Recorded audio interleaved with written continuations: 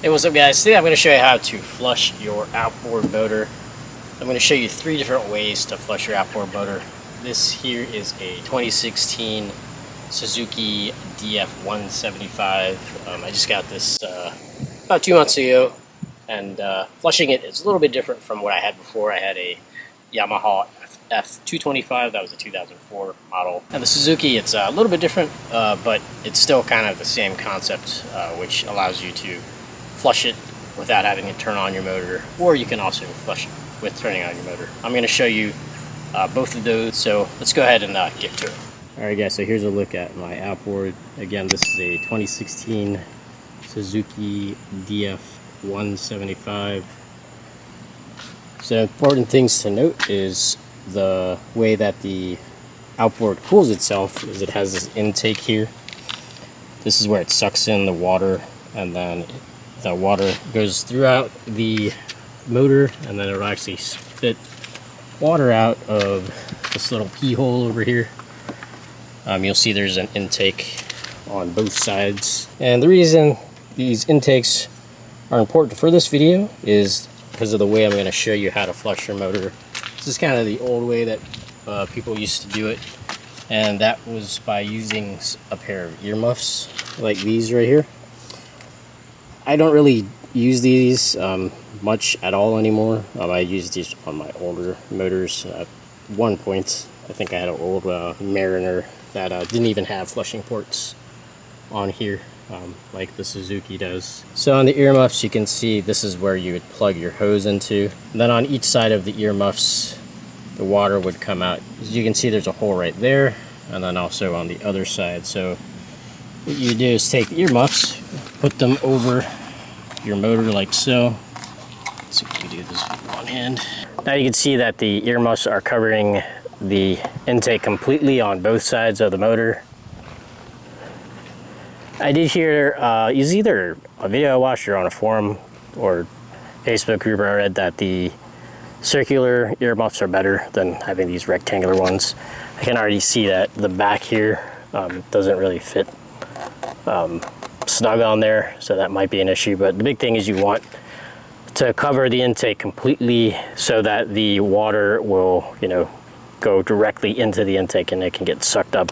And then here on the back, you can see this is where your hose would plug into. So once you have the hose hooked up, you just turn it on, and then the water will go through both of these tubes and then go onto each side into the intake of the engine, and then you could turn on or start your motor, and then the water should start coming out of the pee hole, which is on the other side here. But I'm not going to do that just because I don't want to disturb my neighbors, because I do have HOA.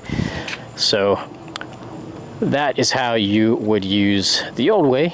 All right, so the new way to flush your motor without having to turn it on is using the flush ports that are on it. On the Suzuki, there's actually 2 places that have flush ports, which is on the side here, and then you have another one here on the front of the motor here.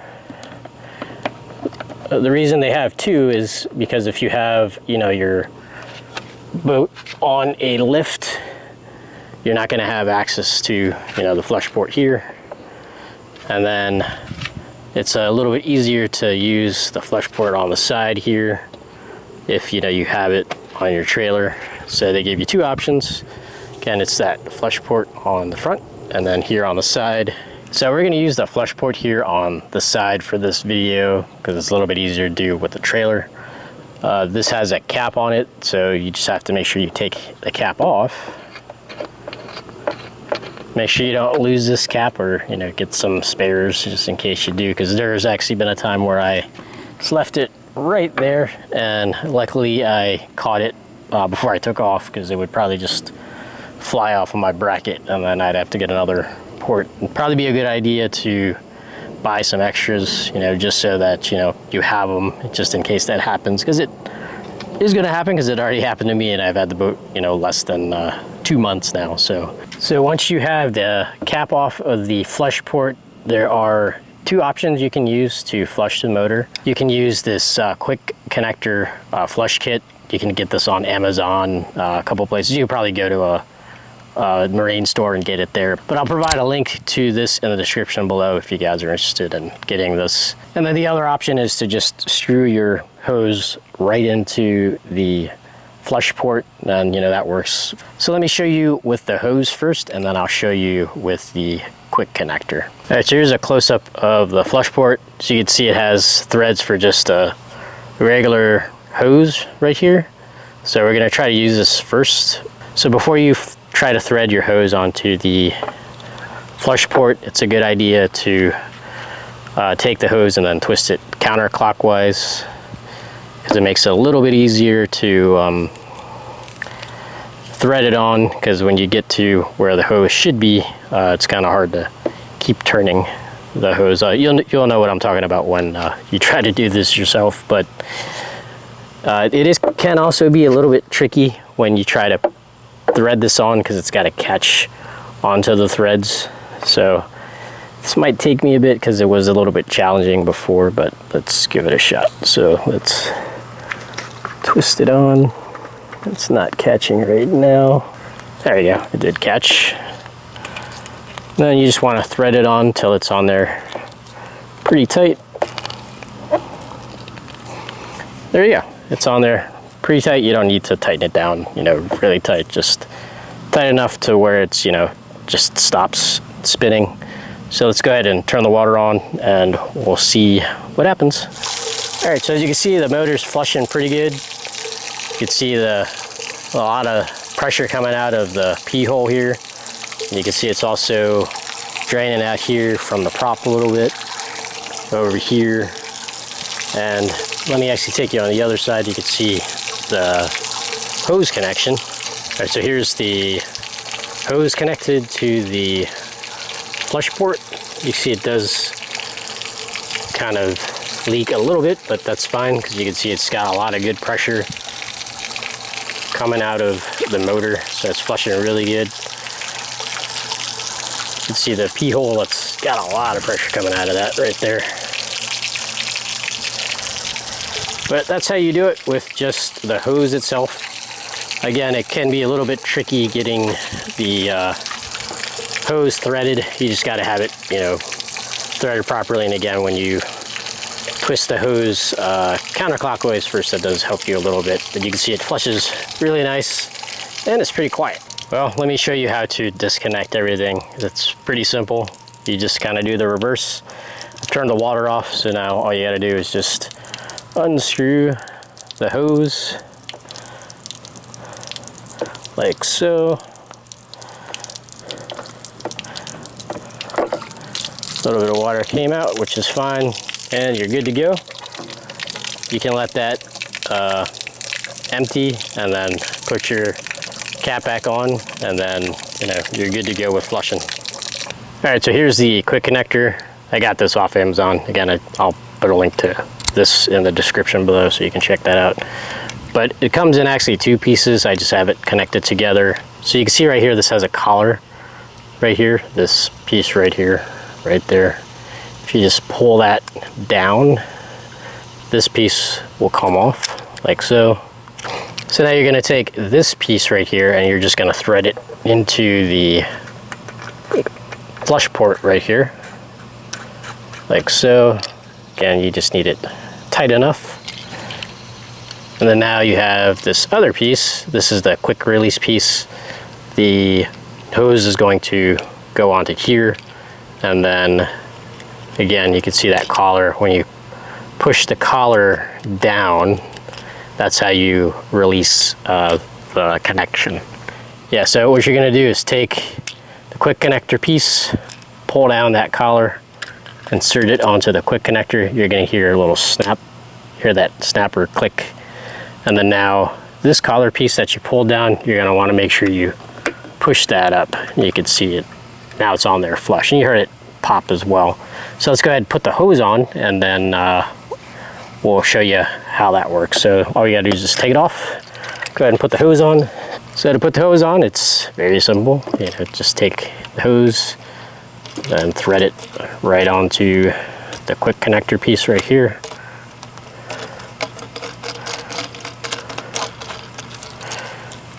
Again, you just want it fairly tight. You don't need it to be super tight.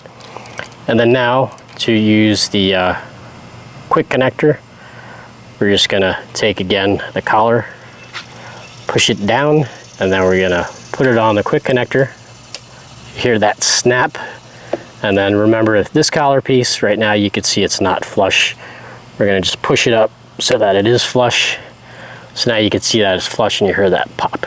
So now to tell that it's on there good is if I pull the hose, you can see it's not coming off. If you did it wrong, like I did before, again, I just went like that, it'll come right off. So just make sure you hear that click and then push that connector or the collar on, and the port's on there really good. So let's go ahead and turn on the water so you can see what it looks like. All right, so as you can see, it's flushing pretty good. The pee hole's peeing. It's actually a lot stronger when it was connected directly to the port without the quick connector, but it is flushing. You'll notice also, yeah, it looks like it's not as much pressure, but it's getting the job done. It's flowing out of here, the bottom. It's slowly flowing out of the prop. It was a lot stronger with it connected directly. So you can see the quick release is leaking a little bit there, but it's not too bad. And you can see it is flushing the motor pretty good, but again, it's not as strong as when I had it hooked up directly to the motor itself without the quick release here. All right, so to remove the quick connector, all you have to do is, again, take this collar, you're gonna push it down, and then you can release the quick connector. And then you can take this off your hose if you want, just unscrew it like so. You can take it off. And then for the part connected to your motor, all I have to do is just unscrew it. Take that off, and then we'll just put the flush cap back on, and you're good to go. And that's it. All right, guys, so those were the 3 different ways that you can flush your outboard motor, depending if you have an older motor, if you have the new one with flushing ports. And it's very easy to do, and it's something that I do after every single trip just to make sure I get all that salt water out, because I do fish primarily in salt water. But either way, it's a nice precaution to do just to, protect your investment, because this is a pretty big investment. So flush your motor after every trip is highly recommended. If you guys have any comments or questions about how to flush a motor, let me know in the comment section below. So if you like this video, make sure you give it a thumbs up. And if you're not a subscriber, make sure you subscribe for future videos. Well, that's it for this video. Thanks for watching, and I'll see you in the next one. Oh, that's a good one. That's a pretty one. Big one. It's gonna be over 50 inches. Oh my God. That's a giant. That's an absolute tank. A liar. Blue ate the hell out of his dick. Crap, I guess, oops,